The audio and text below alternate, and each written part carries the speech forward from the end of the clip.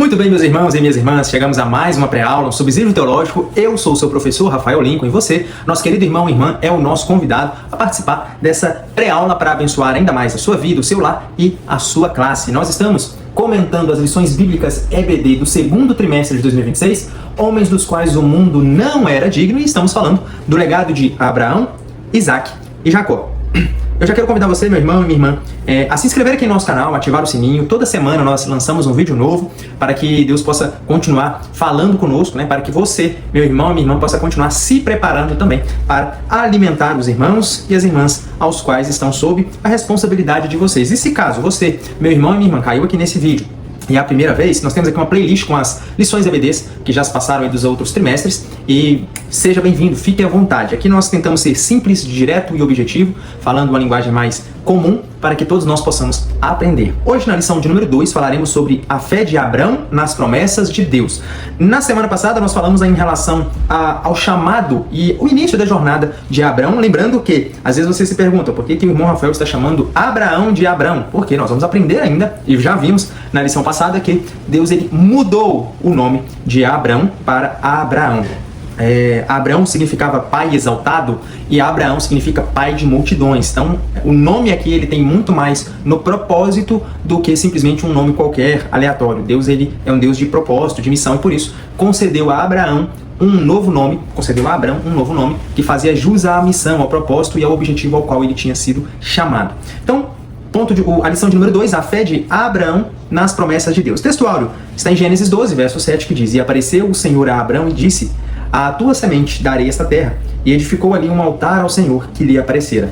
Verdade prática: quando Deus faz uma promessa incondicional, Ele a cumpre plenamente. O que é uma promessa incondicional, irmão Rafael? Já fazendo a introdução rápida, é uma promessa que não está condicionada a uma atitude, a uma ação ou uma circunstância a qual nós possamos trabalhar. Por exemplo, olha, irmão Rafael, se você fizer isso, eu te dou isso. Se você fizer aquilo, eu vou te dar aquilo. Pelo contrário, uma promessa feita por Deus de forma incondicional, está atribuído a Deus, está atrelado a Deus, automaticamente ele é fiel para cumprir essa promessa integralmente, plenamente, porque não depende de nós. Leitura bíblica em classe está em Gênesis 13, versículos 7 a 18, que diz assim: E houve contenda entre os pastores de gado de Abrão e os pastores de gado de Ló, e os cananeus e os fariseus habitavam então na terra. E disse a Abrão a Ló: Ora, não haja contenda entre mim e ti, e entre os meus pastores e os teus pastores, porque irmãos somos. Não está toda a terra diante de ti? Eia, pois, aparta-te de mim, e se escolheres a esquerda, irei para a direita, e se a direita escolheres, irei para a esquerda. E levantou Ló os seus olhos e viu toda a campina do Jordão, que era toda bem regada, antes de o Senhor ter destruído Sodoma e Gomorra, e era como o jardim do Senhor, como a terra do Egito, quando se entra em Zoar. Então Ló escolheu para si toda a campina do Jordão, e partiu Ló para o oriente, e apartaram-se um do outro. Habitou Abrão na terra de Canaã, e Ló habitou nas cidades da campina, e armou as suas tendas até Sodoma. Ora, eram maus os varões de Sodoma e grandes pecadores contra o Senhor. E disse o Senhor a Abrão, depois que Ló se apartou dele: Levanta-te agora os teus olhos e olha desde o lugar onde estás, à banda do norte, e do sul, e do oriente, e do ocidente. Porque esta terra inteira, toda, que vês, te hei de dar a ti e à tua semente, para sempre. E farei tua semente como o pó da terra, de maneira que, se alguém puder contar o pó da terra, também a tua semente será contada. Levanta-te, percorre essa terra no seu comprimento e na sua largura, porque a ti a darei. E Abrão armou suas tendas, e veio e habitou nos carvalhais de Manre, que estão junto a Hebron, e edificou ali um altar ao Senhor. Nós já aprendemos aqui que Abrão ele recebe a condição, uma promessa incondicional: a ti darei, simplesmente a ti darei. E assim foi feito, uma promessa plenamente cumprida na vida desse patriarca, na vida e no legado de Abrão. E nós vemos ali no versículo 9, Abrão, já comentei sobre isso com os irmãos, nós temos, humanamente falando, 4 temperamentos: colérico, fleumático, sanguíneo e melancólico. Depois os irmãos e as irmãs pesquisem um pouquinho sobre isso, é muito bom estudar sobre a área da psicologia, da área da mente, né, neurociência, e aprendermos sobre nós, porque isso é algo que está intrínseco a nós. Deus nos fez assim. Obviamente, cada temperamento tem as suas dificuldades, as suas facilidades, por isso que uma pessoa ela é um pouco mais explosiva e a outra muito mais calma. Enfim, não é o foco da lição. Temos até uma lição falando sobre isso, sobre o corpo, alma e mente, corpo, alma e espírito, né? Nós falamos um pouquinho sobre isso, mas por que eu estou dizendo isso? Porque, segundo os estudiosos, Abrão, ele era um temperamento mais frio.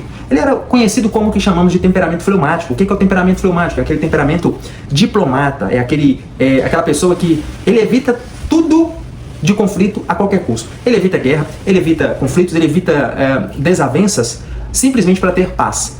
A não ser que ele não tenha outra alternativa a não ser lutar, que ele vai enfrentar. Mas se ele tiver como escolher, se ele como tiver diplomacia, ele vai tentar. E por que eu estou dizendo isso? Porque Abraão aqui, ele age como esse fleumático, como esse diplomata. Ele vira para o seu sobrinho Ló, e a Bíblia descreve que os pastores de ambos, os homens, né, Abraão e Ló, eles estavam tendo desavença, porque a terra já estava pequena. Abraão e seu sobrinho cresceram muito. E por causa disso, estava faltando alimento no pasto para os seus animais. E aí começou-se uma desavença entre os pastores de ambos os grupos. E Abraão, né, ele tomando a iniciativa, ele falou: olha, meu sobrinho, não quero que a gente crie desavença sobre nós, porque nós somos irmãos. Mas vamos fazer o seguinte, ó, se você escolher, condição, se você escolher o caminho da esquerda, eu vou para a direita. Se você escolher o caminho da direita, eu vou para a esquerda. E assim foi sucedido. Vemos aqui como Abraão, ele soube lidar com essa situação de forma pacífica, né? Tudo começando com uma briga, tudo começando com uma desavença entre pastores, que poderia se agravar também, uma desavença aos seus donos, né? Os donos dos pastores, que no caso era Abraão e Ló. Mas tudo correu, digamos assim, super bem, tranquilamente. E foi uma posição que Abraão tomou para poder viver em harmonia com o seu sobrinho. Nós vamos falar sobre isso, eu estou só dando esse parecer aqui.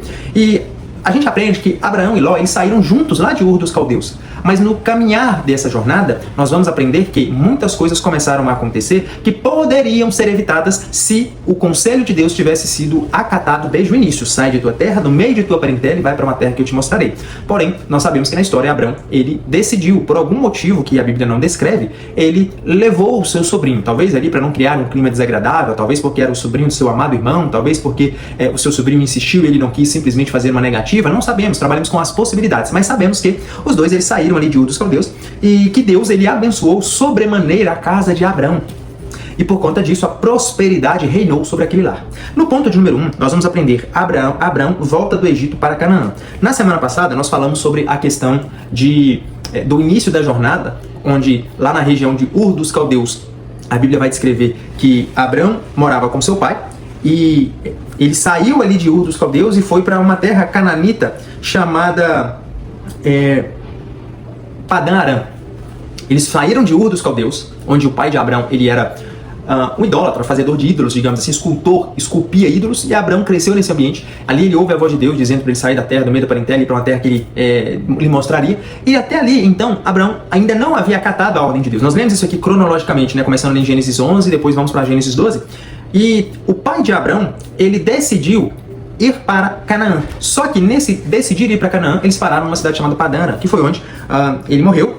E morrendo o pai de Abraão, aí sim ele começa a sua peregrinação junto com o seu sobrinho. Eles param ali devido a uma grande fome na cidade do Egito, e o faraó, né, aquela situação toda de desejar a sua esposa Sarai pela sua beleza, por algum motivo Deus aparece porque para intervir na situação, né, de coabitar-se com a mulher de Abraão. Deus se revela ao faraó dizendo: olha, não faças nada contra essa mulher porque ela é casada. E aí há aquela afronta que o faraó, o rei, ele joga para Abraão: por que tu mentistes para mim? Não era mais fácil você ter me dito? E a partir daí começamos agora a lição de número 2, que é onde Abraão sai do Egito e volta para a sua jornada rumo à terra de Canaã. E aí é onde nós entramos nos inícios aqui do capítulo, falando sobre a contenda que houve entre a questão dos pastores de Abraão e de Ló. Um ponto importante aqui é que Deus ele já havia, como eu disse, né, alertado a Abraão sobre esse apego à parentela. Abraão, sai de tua terra, do meio de tua parentela. Porque quando Deus nos dá um conselho, quando Deus nos chama para uma determinada missão e ele nos aconselha, o conselho de Deus é porque ele não é como nós, que vê até o que está no limite aqui dessa palma de mão. Ele vê o que está além da palma da mão. E muitas das vezes nós olhamos até essa palma de mão, vemos aqui, não, até aqui eu estou conseguindo ver. Deus ele faz o seguinte: ó, eu estou te dando esse conselho porque eu estou vendo além do que você está vendo. E provavelmente eu já estou antecipando a possibilidade de você evitar conflitos. Mas muitas das vezes, como é de nossa natureza humana, nós não acatarmos integralmente ou acatarmos parcialmente os conselhos, a direção de Deus. Muitas das vezes nós, tomados pela vontade da carne, pela concupiscência, pela soberba da vida, dos olhos, nós muitas das vezes fechamos os ouvidos ao conselho de Deus e decidimos seguir o que é o nosso coração quem diz. E, como diz Jeremias, enganoso é o coração. Provérbios também fala sobre isso, né? Enganoso é o coração. Então nós precisamos, meus irmãos e minhas irmãs, aprender, porque Deus já havia alertado a Abraão sobre essa questão. Já no ponto 2, fala sobre Abrão e Ló que se separam, né? Dessa forma, Abrão, ele, diante daquele conflito, ele, para que as coisas não piorassem, ele coloca uma condição: olha, meu sobrinho Ló, nós precisamos nos separar, não dá pra gente andar juntos mais, porque senão a terra não vai comportar e a gente vai continuar tendo conflitos entre os nossos servos. Então, para isso não acontecer, vamos fazer o seguinte: se você decidir ir por aqui, eu vou pro outro lado, e vice-versa. E assim foi feito. A Bíblia vai descrever que Ló, ele olhou para as campinas ali de Sodoma e Gomorra, né, das regiões de Sodoma e Gomorra, e aos olhos de Ló, a descrição que a Bíblia dá é que a terra era boa, a terra era perfeita. Olha a descrição: era como os jardins de Deus. Olha isso, lá no versículo de número 10, olha o que diz: e levantou Ló os seus olhos, Gênesis 3:10, e levantou Ló os seus olhos e viu toda a campina do Jordão, que era toda bem regada, antes de o Senhor ter destruído Sodoma e Gomorra, e era como o jardim do Senhor, como a terra do Egito, quando se entra em Zoar. Então, quando a gente estuda geografia bíblica, a gente aprende que uma das regiões mais abençoadas, digamos assim, né, eu vou usar esse termo, ali dessas regiões do deserto, era o Egito, porque no Egito tinha os rios. Rio Nilo, por exemplo, era o principal rio que regava toda a região, e tinha ali, me fugiu aqui agora o nome da região específica, que era como se fosse um triângulo, que era tudo bem regado, muito bem regado, porque era o cruzamento dos rios, e o Rio Nilo passava por aquilo, e por aquela região, e regava a terra. Então, por isso que o texto bíblico ele vai dizer que era como os jardins do Senhor e como a terra do Egito, porque lá no Egito, quando você entrava ali para a região de Zoar, era bem regado, era tudo verde, muita agricultura, árvores, frutos, o plantio, tudo que se plantava colhia por conta das águas. Então, nesse ponto, eles fazem a separação. Todos os dois, eles fizeram ali as suas escolhas e cada um seguiu o seu caminho. No ponto 3, as escolhas de cada um.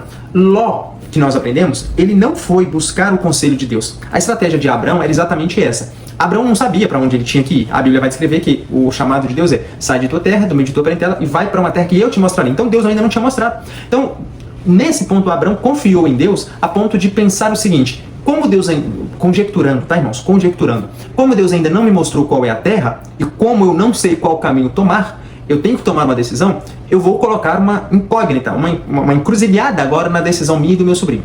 Se fores para a direita, eu irei para a esquerda. Se fores para a esquerda, eu irei para a direita. Abrão, nesse momento, jogou a responsabilidade de escolha para o seu sobrinho. Por quê? A Bíblia vai descrever que Ló, ele não acatou o conselho de Deus, ele não buscou o conselho de Deus e automaticamente confiou naquilo que os próprios olhos estavam trazendo. E aí, tem um texto bíblico que diz o seguinte, 2 Coríntios, capítulo 5, versículo 7, um texto muito conhecido, muito falado a frase, que vai nos mostrar a fé de Abrão e como nós não podemos andar por aquilo que nós vemos. 2 Coríntios, capítulo 5, versículo 7, vai falar assim: pois vivemos por fé e não pelo que nos é possível ver. Ou, em algumas traduções, andamos por fé e não por vista. Por quê? Ló, nesse ponto, ele não buscou o conselho de Deus, qual o caminho melhor a seguir. Ele não procurou orientação do seu tio, né, que era Abrão, porque Abrão, já experiente, já tinha contato com Deus, tipo: ô meu tio, o que eu escolho? Qual a melhor lógica? Qual o melhor caminho eu devo trilhar? Você que é experiente. A Bíblia vai descrever que Ló, ele levantou os olhos e viu que a terra era bem regada, que a terra era bonita, que a terra era preparada, e pensou: é aqui que eu estou agarrado. É aqui que eu quero fincar as minhas estacas. É aqui que eu quero parar as minhas tendas. E por causa disso, nós sabemos o restante da história, que nós vamos aprender no decorrer da lição, mas, a princípio, ele não buscou o conselho de Deus. Ele simplesmente confiou em suas próprias visões, nas suas próprias capacidades humanas, né? Ele, com a sua visão, andando pelo que estava vendo, escolheu aquele caminho e tomou aquela decisão. Abrão não. Se o meu sobrinho escolheu esse caminho, eu vou pelo outro. E o outro caminho, talvez não tinha uma terra bem regada, talvez não tinha uma terra preparada, talvez era só deserto. Mas ainda assim, ele não andou por aquilo que ele viu. E ele poderia simplesmente, como sendo o líder daquela caravana, o líder daquela família, digamos assim, o mais velho, o mais sábio, o ancião, ele poderia virar e falar assim: não, Ló, é o seguinte, eu vou escolher para onde eu quero ir e você vai para o caminho contrário, tá?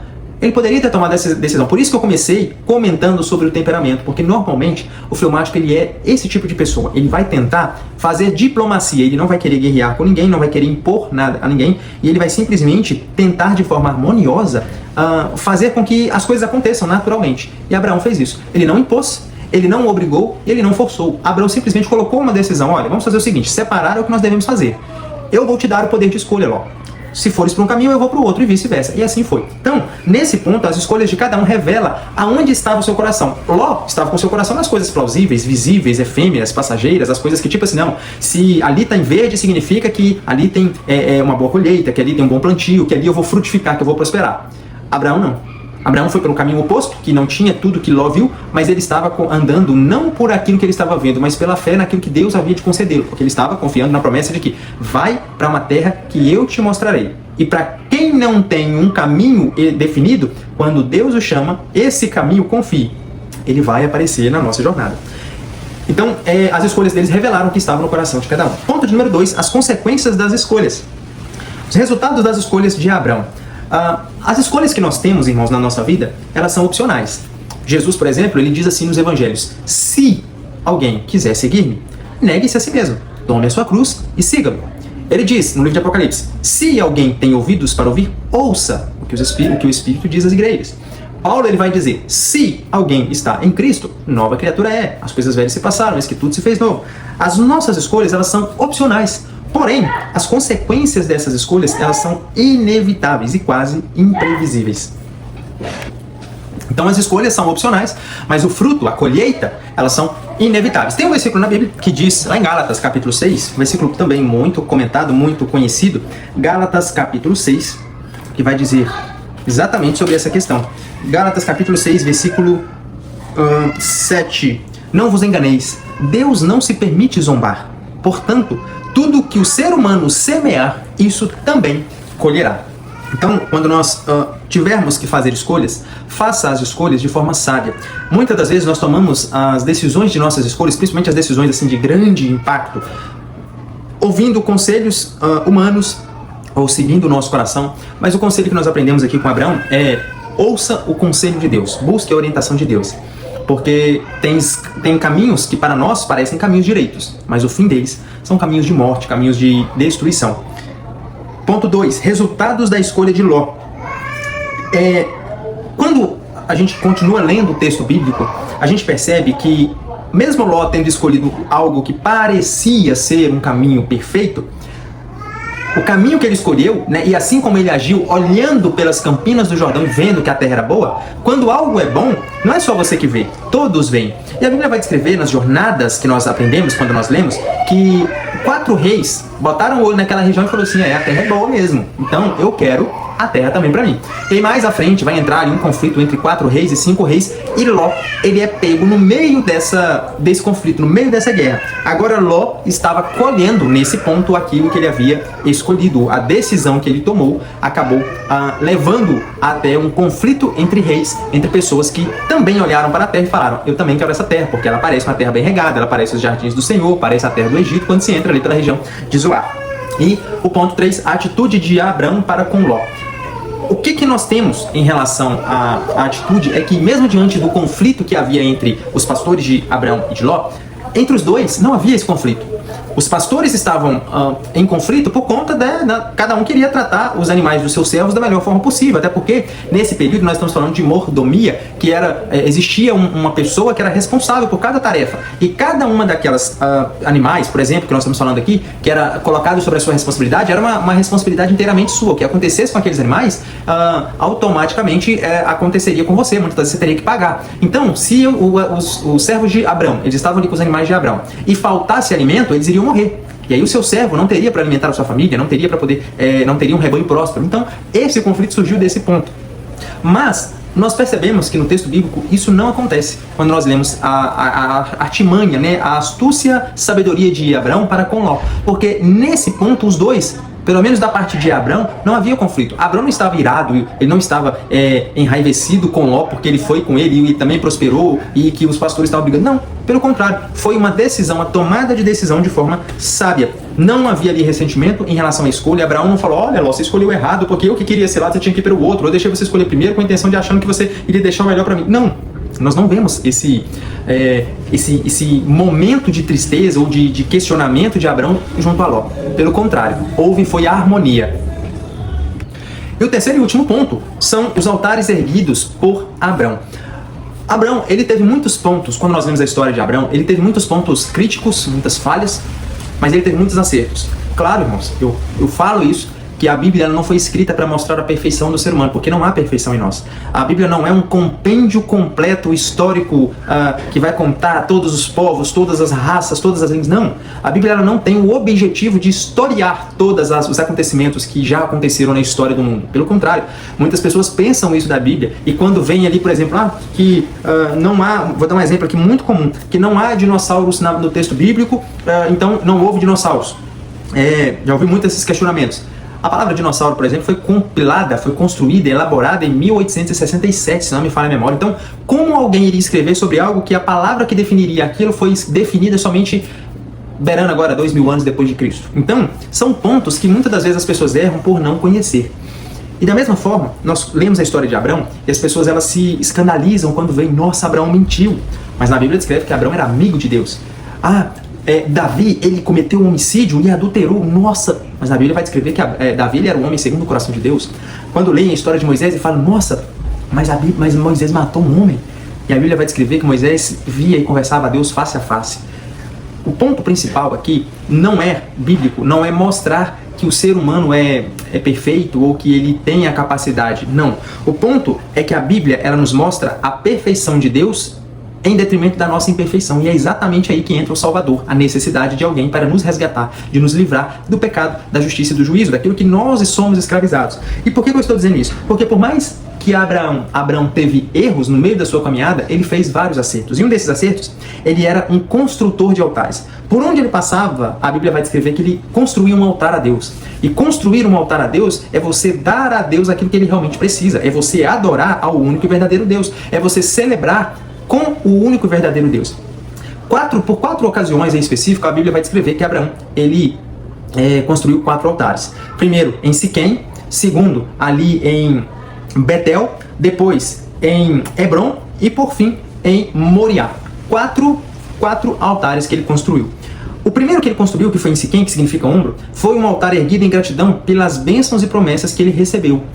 Lembra que do momento em que Deus o chama até o momento em que ele construiu o primeiro altar, Abraão já estava sendo próspero, ele já estava enriquecendo cada vez mais, né? A Bíblia vai descrever que os pastores eles estavam crescendo ali com seus números de rebanhos, a quantidade de servos, ele recebeu uma certa prosperidade também ao sair do Egito, do próprio faraó. Já em Betel, que significa casa de Deus, ele invocou o nome do Senhor, porque ele não era só um homem de fé, ele era também um adorador por excelência. Ele era um homem que ele não apenas queria ter a bênção de Deus, ele queria também andar com o abençoador. Muitas pessoas elas querem só ter a bênção de Deus. Não, que eu quero a saúde, que eu quero o carro, a casa, eu quero as bênçãos. Mas eles não ligam para o abençoador ou para o Deus da bênção. E aqui é o contrário. Abraão, ele estava sendo abençoado cada vez mais, não porque ele estava correndo atrás da bênção, mas porque ele estava adorando, de forma excelente, né? Um adorador por excelência, um homem de fé, adorando ao Deus da bênção. E a Bíblia descreve que aqueles aos quais amam a Deus, esses são galardoados. Isso está lá em Hebreus capítulo 11, verso 6. Ora, sem fé é impossível agradar a Deus. Vamos fazer a leitura desse texto para vocês compreenderem do que eu estou falando. Lembrando que Hebreus 11 fala sobre a galeria dos heróis da fé. É ali os homens que trilharam por este mundo confiando inteiramente no Senhor. Hebreus 11, verso 6 vai nos dizer sobre Hebreus 11, parei no 10, 11, vai falar o seguinte: em verdade, sem fé é impossível agradar a Deus. Portanto, para qualquer pessoa que dele se aproxima, é indispensável crer que ele é real e que recompensa a todos quantos se consagram a ele. Então o primeiro altar que nós aprendemos a Abraão foi o altar em Siquém, que era um altar de agradecimento, gratidão pelas bênçãos que ele recebeu de Deus e pelas promessas que ele recebeu de Deus. Já o segundo altar de Betel foi um altar onde ele invocou o nome do Senhor, porque ali Betel significa casa de Deus. Ele invocou o nome do Senhor não apenas porque ele era um homem de fé, mas porque ele era um adorador fiel, um adorador por excelência. O terceiro altar era lá em Hebron, que significa união, depois que o seu sobrinho Ló se separou dele. Engraçado, né? Depois que o sobrinho se separa, ele constrói um altar num lugar que era chamado de união. Muito interessante. E o quarto e último altar foi lá no Monte Moriá, que é o monte que mais lhe causou preocupação. Por quê? Porque foi ali que o Abraão sacrificaria o seu filho, o filho da promessa, no altar. Mas sabemos o decorrer da história, falaremos sobre isso nas próximas lições, mas sabemos que ali foi uma prova real de fé e obediência. É muito fácil, irmãos, nós muitas das vezes ouvirmos o chamado de Deus, a orientação de Deus e abrirmos mão de coisas que muitas das vezes não nos custou nada. Mas difícil é nós abrirmos mão daquilo que nos custou tudo, como por exemplo o caso de Abraão e o seu filho Isaque, o filho da promessa, o filho da sua velhice, era sangue do seu sangue, porque a esposa dele era estéril, ele não teria filhos, mas a promessa que Deus tinha a Abraão era algo que lhe custaria tudo, o seu Isaque, o seu próprio filho.